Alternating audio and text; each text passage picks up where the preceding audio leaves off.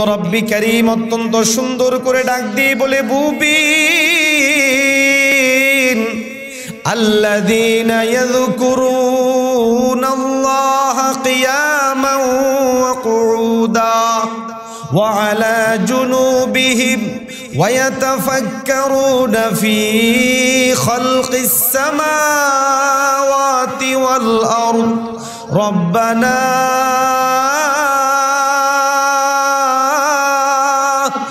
ربنا ما خلقت هذا باطلا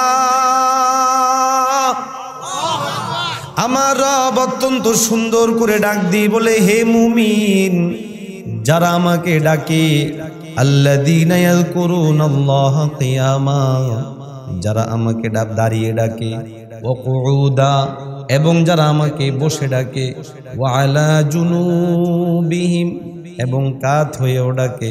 এখান থেকে বোঝা যায় আল্লাহ সদা সর্বদা এই সমস্ত অবস্থায় ডাক দিলেও আমাদের ডাকে জবাব দিয়া দিবে। তাহলে বোঝা যায় আল্লাহর সাথে সম্পর্ক করা সহজ না কঠিন? কথা কি বোঝা যায়? সম্পর্ক করা সহজ না কঠিন? সম্পর্ক স্থাপনের আরেকটা বাধা হলো দূরত্ব। কি কথা বলেন? দূরত্ব।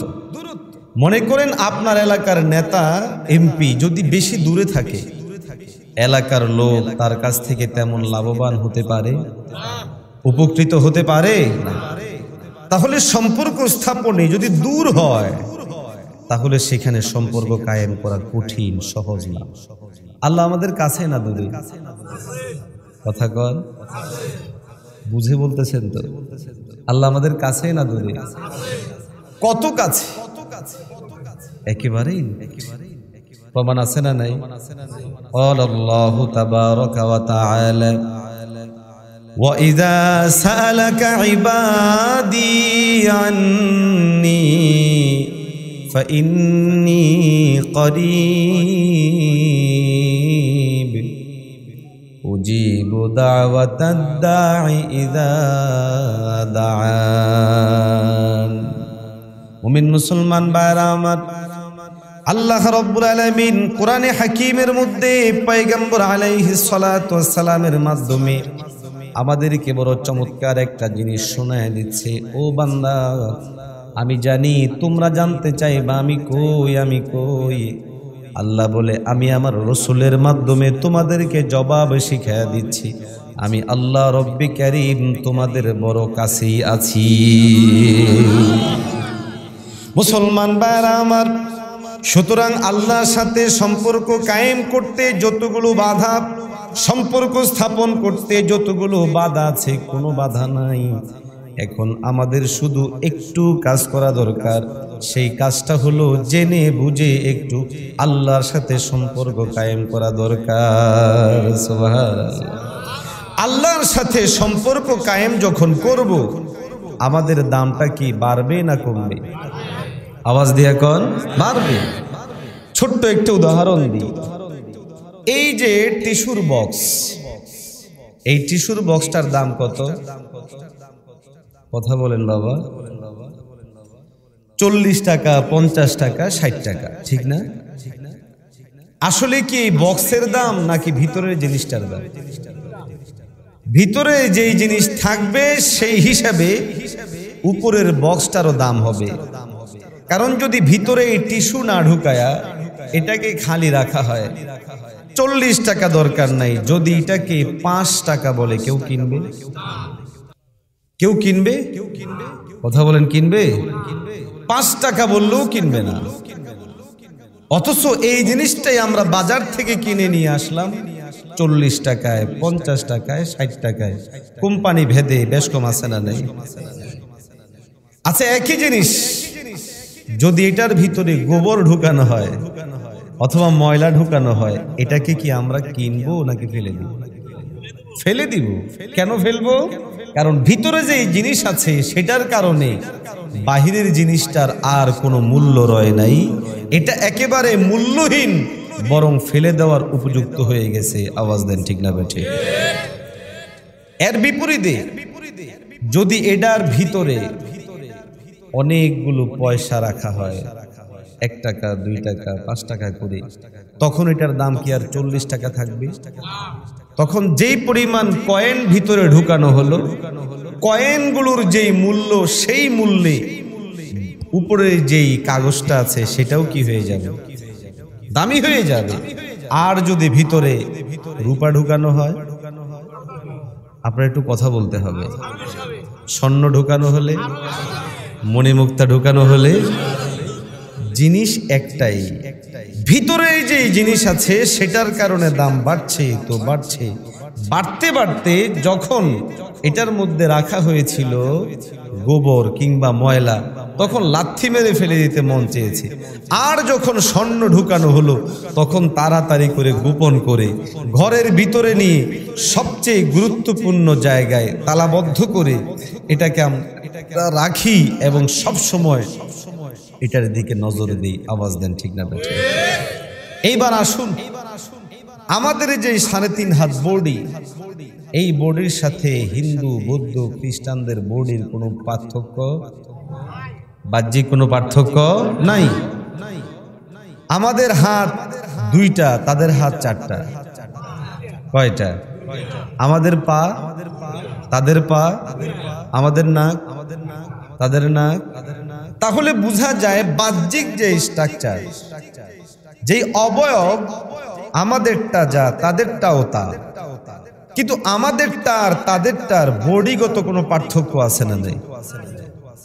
বডিগত পার্থক্য নাই, কিন্তু ভিতরগতভাবে ঈমান থাকার কারণে আমাদের বডি তাদের বডির তফাৎটা হলো আসমান এবং জমিন। আরো আস্তে কর, জোরে বলে। আমাদের বডিগুলো হলো জান্নাতি, আমাদের বডিগুলোর জন্য মহান রব্বি কারীম প্রতিনিয়ত ফেরেশতা নিয়োজিত করে রেখেছেন। আমরা যখনই মাওলার সাথে ওয়াকালাত করে রাস্তা দিয়ে বের হই, আল্লাহ রব্বি কারীম আপনার আমার জন্য পিছনে ফেরেশতা লাগিয়ে দেন। ফজরের নামাজের পর যখন আয়াত সূরা হাশরের শেষ 3 আয়াত পড়ি, মাগরিবের নামাজের পর যখন আমরা সূরা হাশরের শেষ 3 আয়াত পড়ি, আমার মালিক আমার আল্লাহ আমাদের পিছনে তার নাজির ফেরেশতাদেরকে লাগিয়ে রাখেন আমাদের নিরাপত্তার জন্য। মুসলমান ভাইরা আমার, শুধু তাই না, বরং আমাদের এই বডিটার দাম, ভিতরে যে ঈমান আছে, এই ঈমান প্রবেশ করার কারণে আল্লাহর হাবিব সাল্লাল্লাহু আলাইহি ওয়াসাল্লামের হাদিস আমাদেরকে সাক্ষ্য দেয়, আসমান এবং জমিন এবং এত দুবইয়ের মাঝে যা কিছু আছে সমস্ত জিনিসগুলোর যত দাম, এর চেয়েও অনেক অনেক গুণে দাম হলো একজন মুমিনের।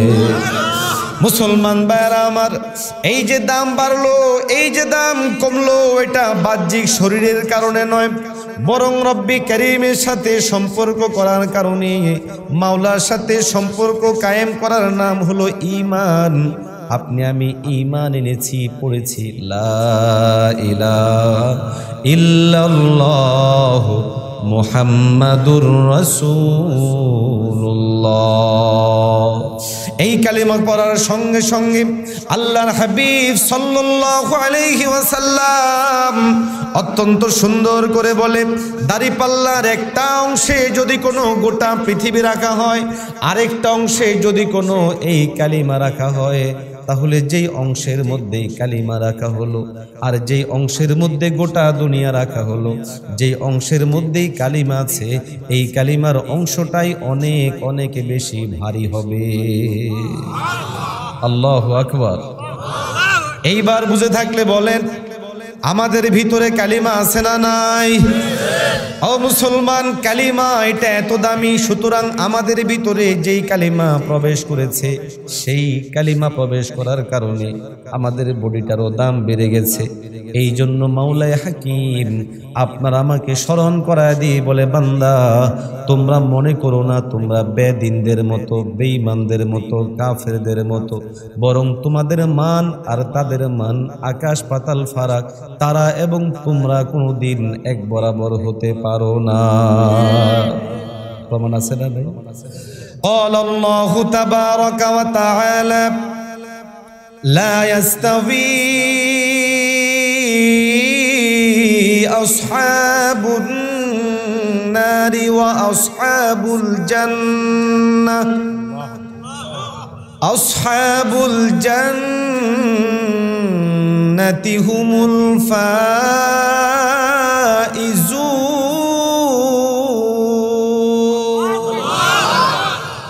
আমার রব মহান রব্বি কারীম অত্যন্ত সুন্দর করে বলে, হে মুমিন, যারা জান্নাতওয়ালা আর যারা জাহান্নামী তারা কোনোদিন এক বরাবর হতে পারে?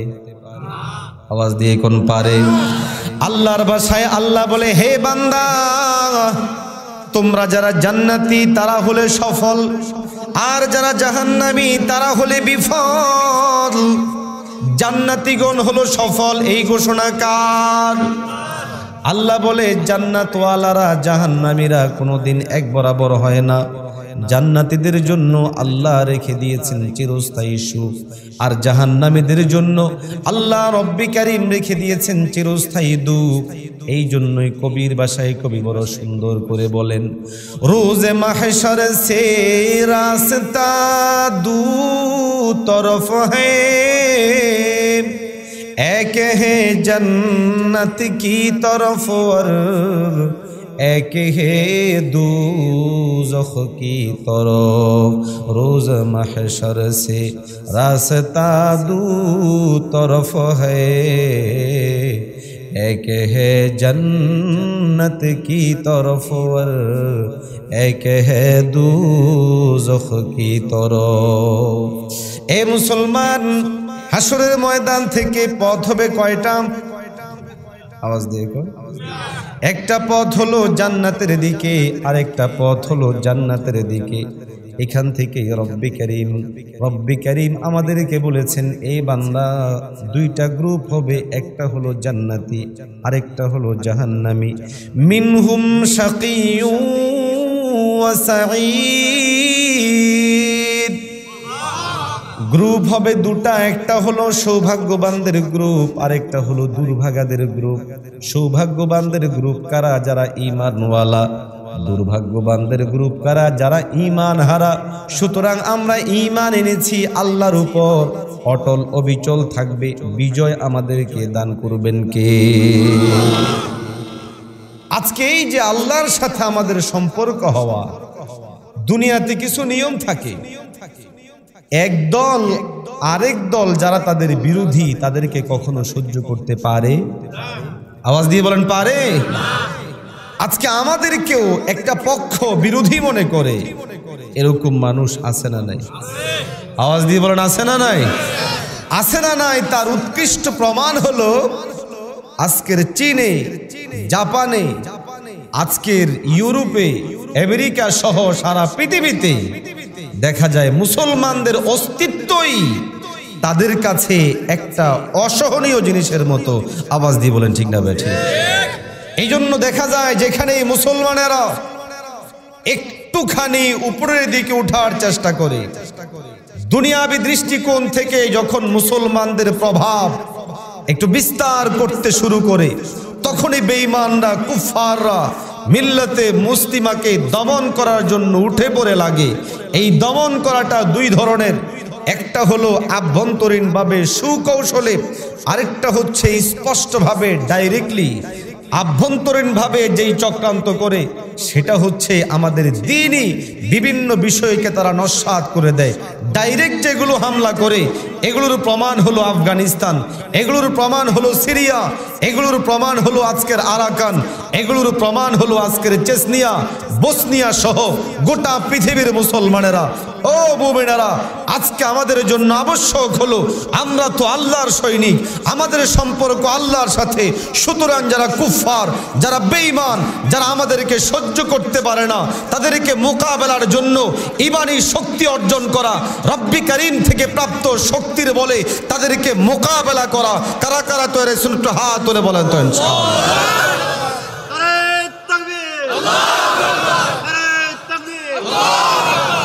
মুহতারাম হাজিরিন, দুটা জিনিস আমাদের বুঝতে হবে, যে আমাদের পিছনে একটা শত্রু পক্ষ কাজ করে, আছে না নাই? কারণ তারা যখন দেখছে যে আমাদের সাথে আল্লাহর সম্পর্ক হয়ে গেছে, আমরা দামি হয়ে গেছি। কথা বলে না, কি হয়ে গেছি? দামি হয়ে গেছি। এখন এই জন্য ওদের টার্গেট হলো যে না, এদের দাম বেড়ে গেছে, এদেরকে দমাইতে হবে। আওয়াজ দেন ঠিক না বেঠিক? এই জন্য তারা চক্রান্ত করে, ষড়যন্ত্র করে আমাদেরকে নিভিয়ে দিতে চায়, ইসলামকে নিভিয়ে দিতে চায়। আসলে কি ইসলামকে নিভিয়ে দেওয়া যাবে? আরো আস্তে কর। শীত কি বেশি লাগছে ভাই? তো কথা বলেছেন না কেন? বলেন না জোরে। পারবে? একটু মজবুতির সাথে বলেন, পারবে?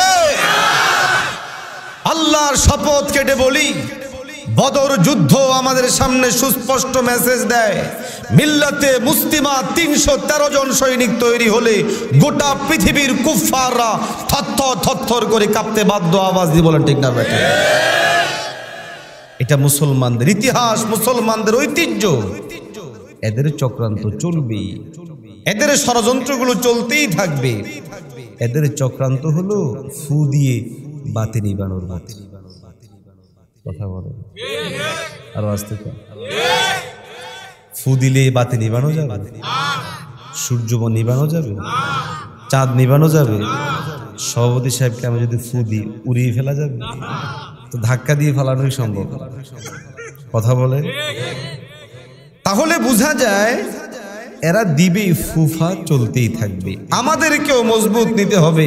ওহে কুফফারেরা, যাই চক্রান্ত করো, ডান দিক থেকে করবা, ডান দিক থেকে মোকাবেলা করব, বাঁ দিক থেকে করবা, সেখানে মোকাবেলা করব। আমরা আমাদের জান জীবন বিলিয়ে দিতে বিন্দু পরিমাণ কুণ্ঠাবোধ করব না। কেননা আমরা গোলাম কার? সেই আল্লাহর পক্ষ থেকে আমাদের জন্য বিজয়ের ঘোষণা আছে না নাই? তাদের চক্রান্ত কোনো কাজেই দিবে না, এই ঘোষণাও আল্লাহর পক্ষ থেকে আছে না নাই? প্রমাণ? কথা বলে। আল্লাহু তাবারাকা ওয়া তাআলা ইউরিদুনা লিইউতফিউ নূরাল্লাহ। আল্লাহ রব্বি কারীম অত্যন্ত সুন্দর করে বলে, শোনো দুনিয়াবাসী, ইউরিদুন, তারা সবাই মিলে চায়। তারা কারা? সব বেদিনেরা, চাই ইহুদি হোক, চাই বৌদ্ধ হোক, চাই হিন্দু হোক, চাই খ্রিস্টান হোক, যাই হোক না কেন, তাদের সবার টার্গেট হলো, আল্লাহ বলে, লিইউতফিউ নূরাল্লাহ।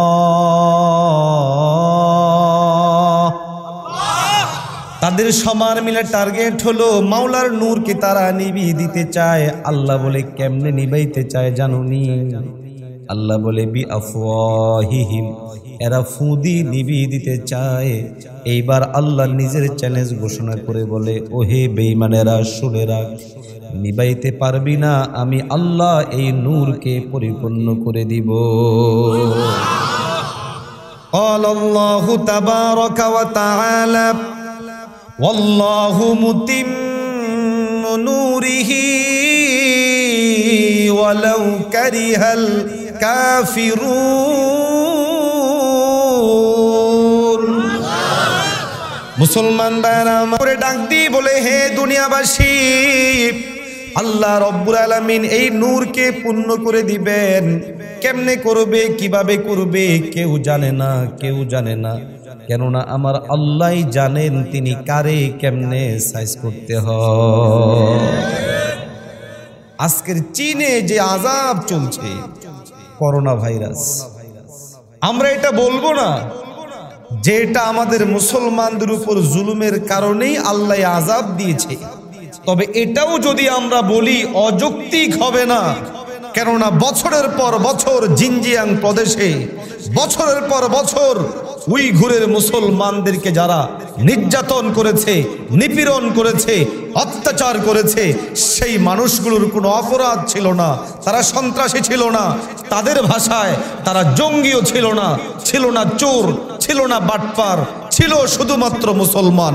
এই মুসলমানিত্বের পরিচয়ের কারণে যারা উইঘুরের মুসলমানদেরকে সহ্য করেনি জিনজিয়াংয়ের সেই মুসলমানদেরকে রব্বি কারীম বুঝায় দিলেন আজকের দিনের করোনা দিয়ে যে, ওহে চীন, তুমি শক্তিশালী হতে পারো, তবে আমি আল্লাহর কাছে তোমার এই শক্তি কিচ্ছু না। কথা বলেন ঠিক না বেঠিক? আমাদের প্রতিবেশী রাষ্ট্র হিসেবে আমরা আল্লাহর কাছে ক্ষমা চাই, দোয়া করি আল্লাহ যেন জাতীয় এই দুর্যোগকে উঠায় নেয়। তবে এখানেও আল্লাহর আয়াত, আল্লাহর মেসেজ আছে। এটা চীন রাষ্ট্রকে বুঝতে হবে যে দুনিয়ার ক্ষমতা বেশি কিছু না, দুনিয়ার ক্ষমতা দিয়ে অনেক কিছু করা যায়, কিন্তু আল্লাহর শক্তিকে কখনো ফেরানো যায় না। আজকে যখন চীনের বাচ্চাগুলো অকাতরে মারা যাচ্ছে, কান্না করছে, চোখের পানি ফেলছে, আমাদের চোখে পানি আসে। আওয়াজ দেন ঠিক কিনা? তাদের দুঃখে আমরা দুঃখিত, তাদের অবস্থার কারণে আমাদের হৃদয় আঘাত লাগে, কিন্তু পাশাপাশি আমাদের হৃদয় তখনও কেঁদেছে যখন আমরা দেখেছি আমাদের উইগুরের মুসলমানদেরকে নিঃশেষ করা হচ্ছে। আওয়াজ দেন ঠিক না বেঠিক? সেম অস্ট্রেলিয়া, কত বিশাল বড় শক্তিমান দেশ, জাপান, পৃথিবীর সুপার পাওয়ারদের মধ্যে একটা। আল্লাহ রব্বে কারীম মাত্র 5 সেকেন্ডের 5 মিনিটের ঝলচ্ছাস দিলেন, পুরা জাপানকে নাস্তানাবুদ করে দিয়েছেন কে? আরো জোরে আওয়াজ দিয়ে বলেন কে? মাঝে মধ্যে জমিনটাকে কাঁপুনি দেন কে? এই যে কাঁপুনি, এই যে ঝাঁকুনি, এই যে ঘূর্ণিঝড়, এই যে মাঝে মধ্যে ভাইরাস, এই সব কিছু আমরা বিশ্বাস করি আমার আল্লাহর নিদর্শন। এই জন্যই আমরা সব কিছুর পর আমরা বলি একটা জায়গার মধ্যে এসে আমরা দুর্বল, তিনি কে? আওয়াজ দিয়ে কর, আরো জোরে কর। সুতরাং যারা আল্লাহর দ্বীনকে নষ্ট করতে চেয়েছে, আল্লাহ তাদেরকে বুঝায় দিচ্ছে এত সহজ না। আরো আস্তে কর। মুমিন মুসলমান ভাইরা আমার, সুতরাং রব্বি কারীমের সাথে আমাদের সম্পর্ক কায়েম করা দরকার আছে না নাই? আল্লাহ রব্বি কারীমের সাথে সম্পর্ক হয়ে গেলে আল্লাহ রব্বি কারীম আমাদেরকেও সফল হিসেবে ঘোষণা দিয়েছেন। আল্লাহ পাক সূরা মুমিনুনের প্রথম আয়াতে বলেন, 18 নম্বর পারা 1 নম্বর পৃষ্ঠায় আল্লাহ বলে, ক্বাদ আফলাহাল মুমিনুন।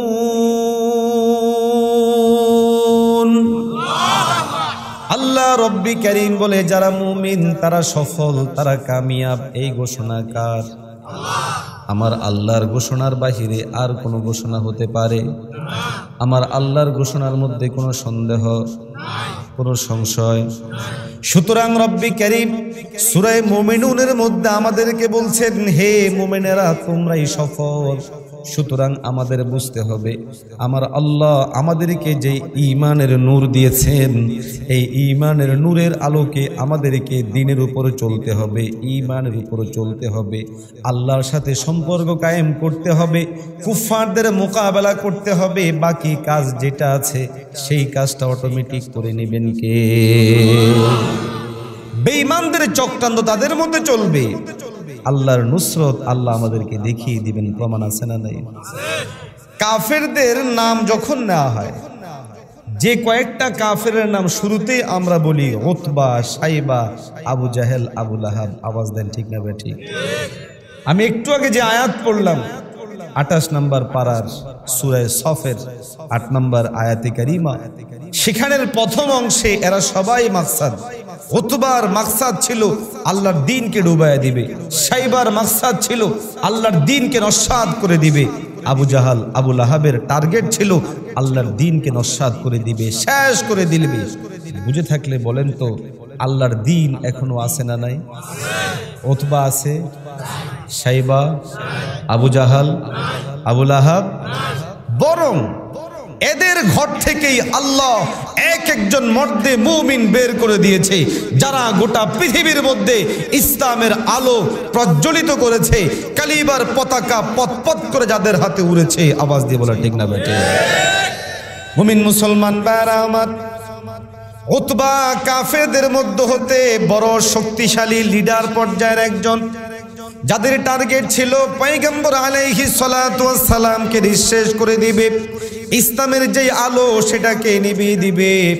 এই জন্য চক্রান্তকারীদের মধ্য থেকে যারা নেতৃত্ব দিত, অথবা ছিল নেতৃত্ব দানকারীদের মধ্য হতে একজন, যারা আল্লাহর দ্বীনকে নিভায় দেওয়ার জন্য চেষ্টা করত, আল্লাহ রব্বুল আলামিন তাদের বিপরীতে এমন একটা শক্তি দাঁড় করায় দিলেন। এই যে উতবা, তার ঘরের মধ্যে একজন চাকর ছিল, যেই চাকর উতবার বকরিগুলোকে লালন পালন করত, চড়াইতো, বিভিন্ন খেদমত করত। হাদিসের কিতাবের মধ্যে স্পষ্ট ঘোষণা আসছে এইরকম, একবার পয়গম্বর আলাইহিস সালাতু ওয়াস সালাম হযরত আবু বকরকে নিয়ে ঈমানের দাওয়াত দেওয়ার জন্য যাচ্ছিলেন। পথিমধ্যে পয়গম্বর আলাইহিস সালাতু ওয়াস সালামের তৃষ্ণা পেল। প্রচন্ড মরুভূমির কারণে পয়গম্বর আলাইহিস সালাতু ওয়াস সালামের তৃষ্ণা পেয়েছে, গরমের কারণে খুব ক্লান্তি লাগছিল। যাইতে যাইতে দেখে একটা বালক অনেকগুলো বকরি চড়াইতেছে। পয়গম্বর আলাইহিস সালাম কাছে যান, বালক চিনতে পারে না উনি কে, উনারা কারা। আল্লাহর হাবিব ডাক দিয়ে বলে, হে বালক, আমরা কাতর, ক্লান্ত, শ্রান্ত, তৃষ্ণার্ত, ক্ষুধার্ত, তোমার যে বকরিগুলো আছে সেখান থেকে একটা বকরি আমাদেরকে দাও, আমরা ওখান থেকে একটু দুধ পান করে আমরা আমাদের তৃষ্ণা মেটাবো, ক্ষুধা মেটাবো। বালক ডাক দিয়ে বলে, হে মুসাফির, তোমাদের বাহ্যিক অবয়ব দেখে আমি বুঝতে পারি তোমরা ক্লান্ত, শ্রান্ত, এবং তোমাদের নমুনা দেখে বুঝতে পারছি তোমরা খুব তৃষ্ণার্ত, খুবই ক্ষুধার্ত। তবে আমি দুঃখ প্রকাশ করছি এই জন্য যে এই বকরিগুলো একটাও আমার নয়, এই বকরিগুলো আমার মালিকের পক্ষ থেকে অনুমতি নাই এইগুলো কাউকে খাওয়ানো, কাউকে দিয়ে দেওয়া, এই জন্য আমি তোমাদেরকে এইগুলো দিতে পারবো না। এইবার পয়গম্বর আলাইহিস সালাতু ওয়াস সালাম ডাক দিয়ে বলে, হে বালক, তাহলে তুমি একটা কাজ করো, এমন একটা বকরি আমাদেরকে দাও যেই বকরিটা কখনো গাভীন হয়নি, যেই বকরিটা কখনো পুরুষ ছাগলের সংস্পর্শেও যায় নাই। যদি এমন একটা বকরি আমাদেরকে দাও তাহলে তো তোমার কোনো প্রশ্ন আসবে না। বালক আশ্চর্য হলো, জবাব দিল, বলে যে না, মালিকের কাছে এর জন্য আমার কোনো জবাবদিহিতা করতে হবে না। তবে ভিতরে ভিতরে বালক কিছুটা আশ্চর্যান্বিত হলো, কিছুটা হতভম্ব হলো। তাহলে এই মানুষগুলো তো তৃষ্ণা মিটাবে, ক্ষুধা মিটাবে, এমন বকরি যেই বকরিটা কখনো গাভীন হয়নি, তাহলে এটা দিয়ে তাদের কাজ কি? যেই বকরি কোনো দিন কোনো পুরুষের সংস্পর্শ পায় নাই, তাহলে সেটা দিয়ে তাদের কাজ কি? ও মুসলমান, এই জন্য সে একটা বকরি পয়গম্বর আলাইহিস সালাতু ওয়াস সালামের হাতে তুলে দেয়। বালকের টার্গেট ছিল দেখি তারা কি করে। আল্লাহর হাবিব সাল্লাল্লাহু আলাইহি ওয়াসাল্লাম বকরিটাকে হাতে নিলেন, এমন বকরি যেটা কখনো গাভীন হয়নি, যেটা কখনো পুরুষ ছাগলের বা বকরির সংস্পর্শ পায় নাই। হাতে নেওয়ার সঙ্গে সঙ্গে পয়গম্বর যখনই তার স্তনের মধ্যে হাত মোবারক প্রবেশ করিয়ে দিয়ে নাড়া দিলেন, সঙ্গে সঙ্গে সেটা পরিপূর্ণভাবে দুধে ভরপুর হয়ে গেল। এইবার কিশোর অত্যন্ত আশ্চর্য হয়ে যায়, হতবাক, কিংকর্তব্য বিভোর। কি হলো, কিভাবে হলো? সে চিন্তিত, পেরেশানিত, কিভাবে এটা হলো, কিভাবে সম্ভব? পয়গম্বর আলাইহিস সালাম সেখান থেকে একটু দুধ খাইলেন, সাথী আবু বকরকেও খাওয়াইলেন। দুজন পরিপূর্ণভাবে তৃষ্ণা মিটালেন, ক্ষুধা মিটিয়ে আবার যখন পয়গম্বর হাত মোবারক ভিতরের দিকে দিয়ে নাড়া দিলেন, আবার আগের মতো হয়ে গেল। ও মুসলমান, উতবার চাকর মানে হলো সবচেয়ে ইসলামের দুশ্মনের চাকর। আওয়াজ দেন ঠিক না বেঠি? কিন্তু আল্লাহ রাব্বুল আলামিন চাইলেন তার নূরকে, তার ঈমানকে বৃদ্ধি করবে, ইসলামকে বৃদ্ধি করবে, যার জন্য ওই যে বালক, ওই বালকের অন্তরের মধ্যে ইসলাম সম্পর্কে একটা আবেগ তৈরি করে দিল, আগ্রহ তৈরি করে দিল। আর এই ঘটনার পরিপ্রেক্ষিতে ওই ব্যক্তির মধ্যে এটা এমনভাবে কাজ করলো, পরবর্তী সময়ে তিনি হয়ে গেলেন হযরত আব্দুল্লাহ ইবনে মাসউদ। বলেন আল্লাহু আকবার। কে জ্বালাইছে? আওয়াজ দিয়ে বলেন, কে জ্বালাইছে? আপনারা কি বিরক্ত হচ্ছেন? আল্লাহ জ্বালিয়েছে। তাহলে উতবার চক্রান্ত ছিল ইসলামকে শেষ করে দিব। আল্লাহ রব্বি করিম আব্দুল্লাহ ইবনে মাসউদকে জ্বালিয়ে দিয়ে বুঝিয়ে দিলেন, ওহে বেঈমানেরা, তোমাদের চক্রান্ত বড় হালকা। উতবার ঘরে মানুষ হয়েছে যিনি, সে আব্দুল্লাহ ইবনে মাসউদ পরবর্তীতে হলেন সবচেয়ে বড় আফকাহ, সবচেয়ে বড় আকরা, সবচেয়ে বড় হাফেজ। সুতরাং বোঝা যায় বেঈমানদের চক্রান্ত চলতেই থাকবে, আল্লাহ আল্লাহর নূরকে উজ্জ্বল করতেই থাকবেন। আওয়াজ দিয়ে বলেন ঠিক না বেঠিক? আমাদের দায়িত্ব হলো আল্লাহর সাথে সম্পর্ক কায়েম করা। কার সাথে? আওয়াজ দিয়ে বলেন কার সাথে? আল্লাহর সাথে সম্পর্ক কায়েমের জন্য প্রথম যেই বিষয় সেটা হলো ঈমান। সেটা হলো কি? ঈমান যখন নিয়ে আসবো সম্পর্ক হয়ে গেল। সম্পর্ক হলেই শেষ না, পরে আরো বহু কাজ আছে। কথা বলেন আছে না নাই? ওই কাজগুলো করলে আমাদেরই লাভ। আজকে আফসোস আমাদের, আমরা অহেতুক কাজ অনেক করি, ভালো কাজ কম করি। আওয়াজ দেন ঠিক না বেঠিক? আমরা টেলিভিশনের মধ্যে লেগে থাকি। আজকে আমি দায়িত্বহীন ভাবে স্পষ্ট আপনাদেরকে বলছি, আমাদেরকে গাফেল বানানোর পিছনে, আমাদের এই যে দ্বীনি মাহফিল থেকে আমাদেরকে সরিয়ে নেওয়ার পিছনে, আমাদের ঘরে ঘরে আগুন লাগানোর পিছনে অন্যতম অবদান হলো এই টেলিভিশনগুলোর, এই মিডিয়াগুলো। এখন এই মিয়া এসেও যোগ হয়েছে। কথা বলেন, আওয়াজ দিয়ে কন। এই জন্য আজকে আমরা কাজের কাজ কম করি, অকাজ আমরা বেশি করি। আওয়াজ দেন ঠিক না বেঠিক? আমাদের সমাজে বহু মানুষ এমন আছে, যেই মানুষগুলো আমরা চাইলেই আল্লাহর সাথে সম্পর্ক করে নিজেদেরকে সর্বোচ্চ দামি করতে পারে, কিন্তু করি না। আমাদের বোঝা উচিত, আমি খুব আলোচনা লম্বা করব না, আপনাদেরকে বোঝার জন্য বলছি। আমাদের বোঝা উচিত আমরা দুইটা জগতে বিশ্বাসী। কয়টা জগৎ? আওয়াজ দিয়ে কর। একটার নাম হলো দুনিয়া, আরেকটার নাম হলো আখিরাত। একটার নাম হলো দুনিয়া, আরেকটার নাম হলো আখিরাত। দুনিয়ায় আপনারা আমাকে স্বাভাবিকভাবে চলার জন্য অনেকগুলো জিনিস দরকার হয়, যেমন বাড়ি। বাড়ি ছাড়া চলা যায়? কথা বলেন। আরেকটা জিনিস আমাদের লাগে নিত্য প্রয়োজনীয় পোশাক। পোশাক ছাড়া চলা যায়? আরেকটা জিনিস আমাদের লাগে নিত্য প্রয়োজনীয়, সেটা হলো খাবার। খাবার ছাড়া চলা যাবে? পানাহার করা ছাড়া চলা যাবে? যাবে না। স্বাভাবিকভাবে এই জিনিসগুলো আমাদের লাগেই। সুন্দর একটা বাড়ি দরকার, আমার পরিধান করার জন্য ভালো মানের কিছু কাপড় দরকার, আপনার আমার বেঁচে থাকার জন্য পানাহারের দরকার, খাবারের দরকার।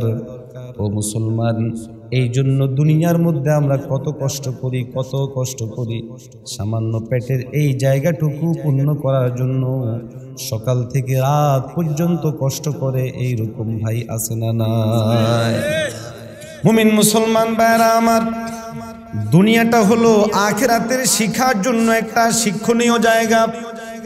রব্বি করিম আখিরাতের সমস্ত জিনিসগুলোর বাস্তব একটা প্র্যাকটিক্যাল নমুনা আমাদের জন্য এই দুনিয়ার মধ্যে রেখে দিয়েছেন, যেন আপনি আমি বিবেক দিয়ে বুঝতে পারি যে আমাদের পরকালে কি কি প্রস্তুতি নেওয়া দরকার।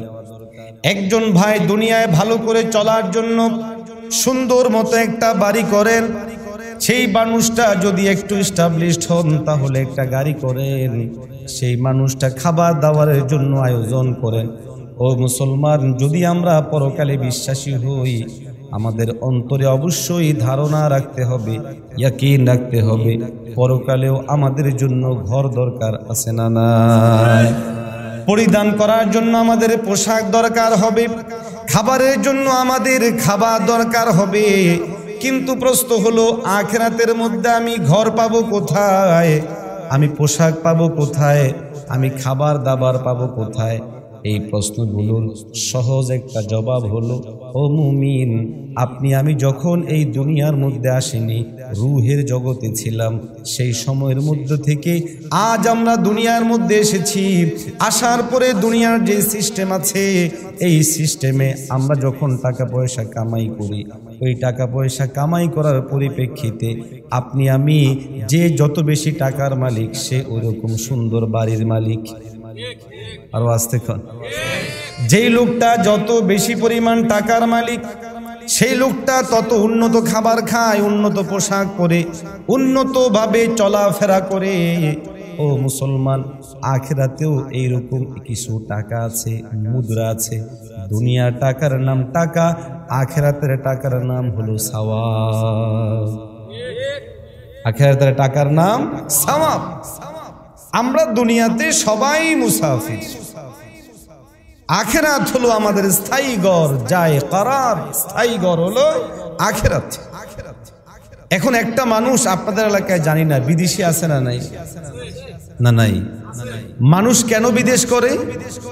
বিদেশ করার পিছনে তাদের টার্গেট থাকে, আমি আমার বাড়িতে ঘর বানাবো, কেননা আমার বাড়িতে থাকার জন্য ঘর দরকার। সন্তান সন্ততিদেরকে পড়াশোনা করাবো, কেননা এদের ভবিষ্যৎ দরকার। এই পরিমাণ অ্যামাউন্ট নিয়ে আমি বাড়িতে যাব, যেই পরিমাণ অ্যামাউন্ট নিয়ে বাড়িতে গেলে পরে আমি আমার পরিবার পরিচালনা করে আগামী জিন্দেগি আমি সুখে চলতে পারবো, এরকম একটা ভাবনা একজন বিদেশি করে না করে না? এই জন্য কবি সুন্দর করে বলেছেন, ইহা হাম সব মুসাফির হ্যায় ওহি আখির ঠিকানা, উই আগে রওয়ানা है উই पीछे रवाना। यहाँ हम सब मुसाफिर हैं वही आखिर ठिकाना, कोई आगे रवाना है कोई पीछे रवाना। একজন কবি অত্যন্ত সুন্দর করে বলে, হে মুবিন, এই দুনিয়ার মধ্যে আমরা সবাই মুসাফির, নারী কিংবা পুরুষ সবাই মুসাফির।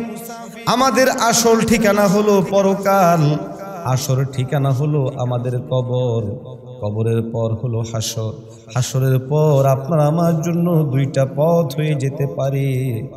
আল্লাহ মেহেরবানি করলে যদি জান্নাতি হয়ে যায় সুখ, কিন্তু আল্লাহ না করেন যদি জাহান্নাম ফয়সালা হয়ে যায়, তাহলে আমাদের মতো বিপদ কষ্টে আর কেউ থাকবে না। আওয়াজ দেন ঠিক না বেঠিক? একজন জাহান্নামীর সর্বপ্রথম তার চেহারাটা কালো হয়ে যাবে, চেহারাটা এমন হয়ে যাবে দেখতেই সেই মানুষটাকে বোঝা যাবে তার চেহারাটা হয়ে যাবে লজ্জাকর, চেহারাটা হয়ে যাবে কালো, চেহারাটা হয়ে যাবে ভীত সন্ত্রস্ত। আল্লাহর ভাষা আল্লাহ বলে, উজুহু ইয়াওমাইদিন খাশিয়া আমিলাতুন নাসিবা তাসলা নারান হামিয়া তুসকা মিন আইনিন আনিয়া লাইসা লাহুম তাআমুন ইল্লা মিন দারি।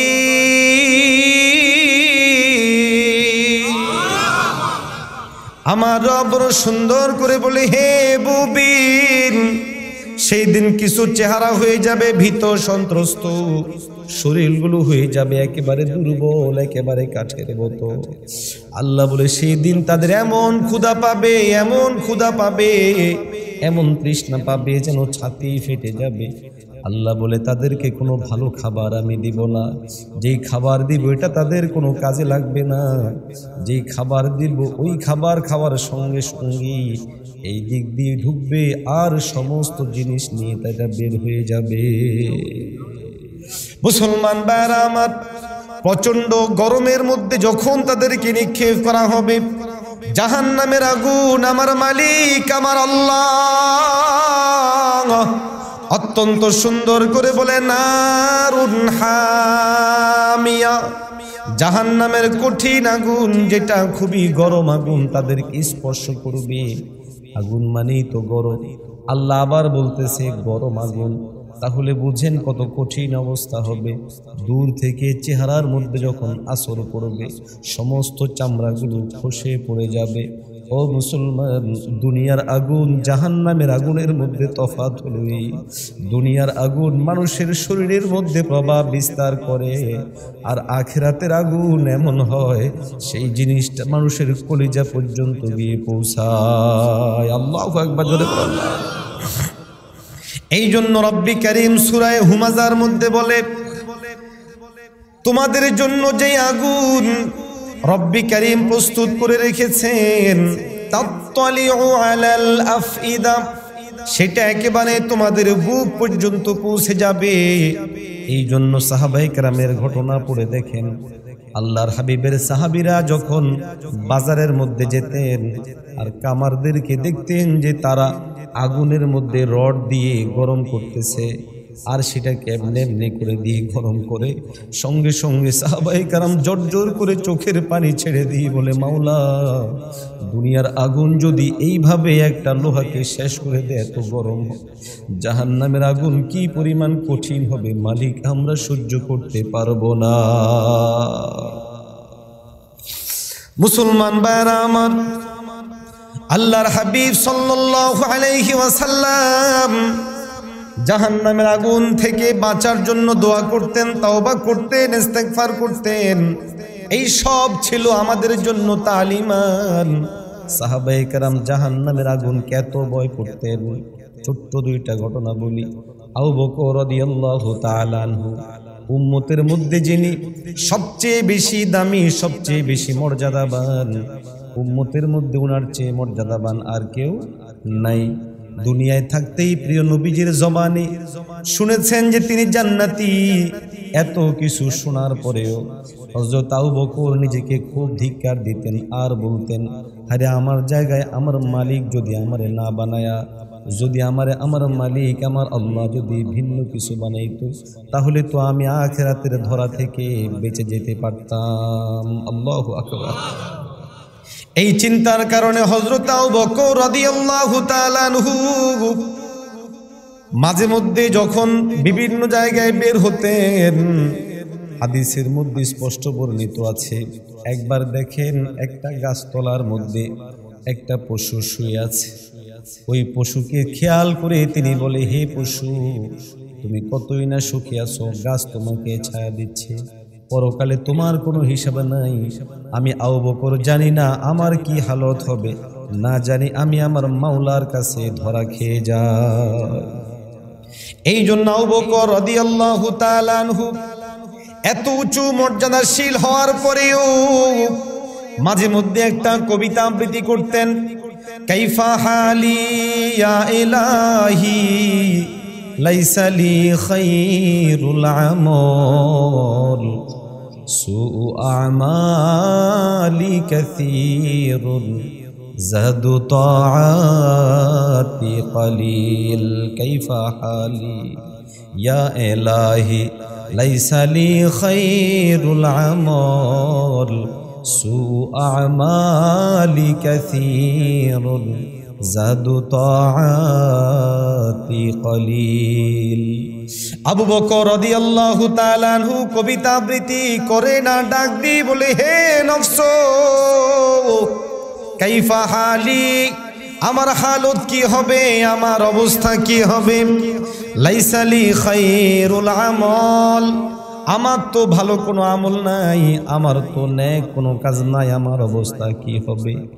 এইবার আল্লাহরে ডাক দিয়ে বলে, মাওলা গো, আমার তো নেক আমল কম, বদ আমল বেশি, মাওলা তুমি আমারে মাফ করো, মাফ করো। এইভাবে হযরত আবু বকর কাঁদতেন আর আল্লাহরে ডাকতেন। আল্লাহু আকবার, জোরে বলেন না আল্লাহ। সাহাবায়ে কেরামের অন্তরের মধ্যে আখিরাতের চিন্তা ছিল, পরকালের চিন্তা ছিল, আখিরাতের বিশাল জগৎ সম্পর্কে ভাবনা ছিল।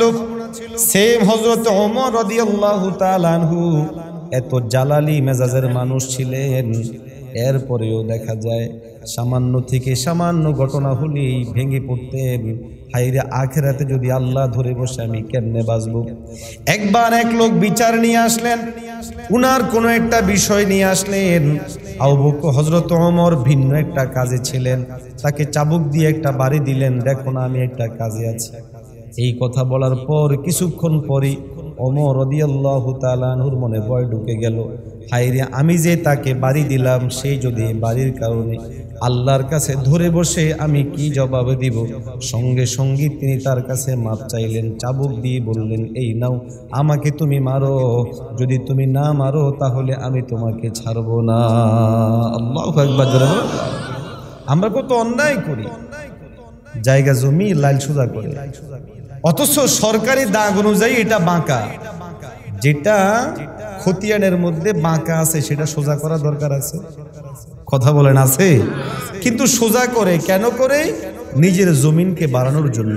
আওয়াজ দেন ঠিক না বেঠিক? একজন ভাই কিছু বলতে না বলতেই তার উপরে জুলুম করা শুরু করে দেয়, অত্যাচার করা শুরু করে দেয়। কেন করে? এটার কারণ হলো পরকালের ভয় আমাদের অন্তরে নেই। সাহাবায়ে কেরাম কাউকে একটু কটু কথা বলা তো কল্পনাও করা যায় না, হয়তো একটু কঠোর কথা বলে ফেলেছেন, তো সঙ্গে সঙ্গে তার কাছে মাপ চেয়ে নিতেন, আল্লাহর কাছে মাপ চেয়ে নিতেন। ইতিহাস বলে যারাই মাপ চেয়েছে তারাই আল্লাহর ওলি হয়ে গেছে। প্রমাণ আছে না নাই? ছোট্ট একটা ঘটনা বলি। জুনায়েদ বাগদাদী রহমতুল্লাহি আলাইহি নামে আল্লাহর একজন বড় ওলি ছিলেন। জগৎ বিখ্যাত ওলিদের মধ্যে একজন হলো হযরতে জুনায়েদ। ও মুসলমান, এমনি এমনি আল্লাহর ওলি হয় নাই। ইতিহাস পড়ে দেখেন, লোকেরা জিজ্ঞাসা করলো, জুনায়েদ আপনি কেমন করে আল্লাহর ওলি হয়েছেন? জুনায়েদ বাগদাদী রহমতুল্লাহি আলাইহি বলে, আমি আল্লাহর ওলি হয়েছে কিনা জানি না, তবে তোমাদের মধ্যে যেই ধারণা সৃষ্টি হয়েছে, এই ধারণা সৃষ্টি হতে আমার দীর্ঘ 30 বছর সময় লেগেছে। লোকদের মধ্যে হতভম্ব হওয়া বাপ। জুনায়েদ বাগদাদী 30 বছর লেগেছে আজকের এই জায়গা পর্যন্ত আসতে, ব্যাপার কি? ওহ জুনায়েদ, আমাদেরকে একটু খুলে বলেন, বিস্তারিত বলেন। এইবার জুনায়েদ বাগদাদী রহমতুল্লাহি আলাইহি বলে, শোনো, আমি দীর্ঘ 30 বছর পর্যন্ত প্রতিদিন যখন ঘুমাতে যাই, চোখ বন্ধ করে আমি ঘুমিয়ে পড়ি না, বরং চোখ বন্ধ করে আমি আমার মাওলার দরবারে হাজিরা দিই। আমি আমার নফসের সাথে একটা হিসাব লাগাইতে আরম্ভ করে দিই।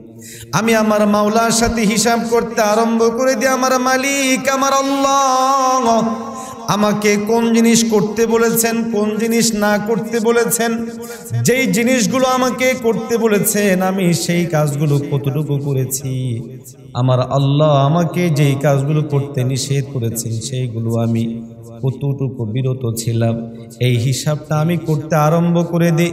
যখনই আমি এই হিসাব করি, সিস্টেমটা এরকম হয়, আমি ফজরের সময় ঘুম থেকে উঠেছি, সেই সময় থেকে নিয়ে নাস্তা পর্যন্ত 3 ঘন্টা সময়, এই 3 ঘন্টা সময়ে আমি আমার আল্লাহর কি কি কাজগুলো করেছি, কি কি কাজগুলো করতে পারি নাই, আমি যখন দেখি আমি আমার মাওলার আদেশগুলোকে মানতে পেরেছি, সঙ্গে সঙ্গে 2 হাত তুলে আল্লাহর কাছে শুকরিয়া আদায় করি, মাওলা তুমি তৌফিক দিয়েছো, এই জন্য আমি এই কাজগুলো করতে পেরেছি, শুকরিয়া আদায় করি। আর যদি দেখি যে আমার মালিক, আমার আল্লাহ নিষেধ করেছিলেন, বান্দা এই কাজগুলো করো না, কিন্তু আমি করে ফেলেছি, আমার মালিক অসন্তুষ্ট হবেন এমন কাজ আমার মাধ্যমে হয়ে গিয়েছে, সঙ্গে সঙ্গে আমি আল্লাহর কাছে 2 হাত বাড়িয়ে দিয়ে বলি, মাওলা গো আমার ভুল হয়ে গেছে, ভুল হয়ে গেছে, কাঁদতে থাকি, চোখের পানি ফেলতে থাকি। কতক্ষণ পর্যন্ত কান্দি? যতক্ষণ না আমার দিল সাক্ষ্য দেয় যে আমার মালিক আমারে মাফ করে দিছে। এইবার জুনায়েদ বাগদাদী রহমতুল্লাহি আলাইহি বলে, এইভাবে করতে করতে সারা দিনের হিসাব নিয়ে যখন আমার দিলে সাক্ষ্য দেয়, আমার আর কোনো এমন বিষয় নাই যেই বিষয়ে আমি আমার মাওলামি ক্ষান্ত হই। আর এইভাবে 30 বছর চলার পর আজকের এই জায়গা পর্যন্ত আমাকে পৌঁছায়া দিয়েছেন কে? মুসলমান ভাইরা আমার, সুতরাং আপনার আমাকেও হিসাব করতে হবে, কেননা আমাদেরকে হিসাব করতে বলেছেন কে? আল্লাহ বলে, ইয়া আইয়ুহাল্লাযীনা আমানুত্তাকুল্লাহ ওয়ালতানজুর নাফসুম মা কদ্দামাত লিগাদিন ওয়াত্তাকুল্লাহ। আল্লাহ বলে, হে বান্দা, তোমরা তোমাদের নফসগুলোর হিসাব করো, কি কাজ করেছো, পরকালের জন্য কি পাঠাইছো। তোমরা এটা পরকালে হিসাব দেওয়া লাগবে, সম্মুখীন হওয়া লাগবে। আল্লাহর হাবিব বলেছেন, চালাক সেই লোক, আল কাইসু মান দানা নাফসাহু ওয়া আমিলা লিমা বাদাল মাউত। চালাক হলো সেই মানুষগুলো যারা নিজের নফসকে চিনল, পরকালের প্রস্তুতি গ্রহণ করলো। সুতরাং কারা কারা পরকালের প্রস্তুতি নিতে রাজি, একটু হাত তুলে বলে নারে তাকবীর, নারে তাকবীর। আল্লাহ আমাদেরকে পরকালের প্রস্তুতি নেওয়ার তৌফিক দান করুন। আল্লাহ আমাদেরকে আল্লাহর সাথে সম্পর্ক কায়েম করার তৌফিক দান করুক। জোরে বলেন আমিন।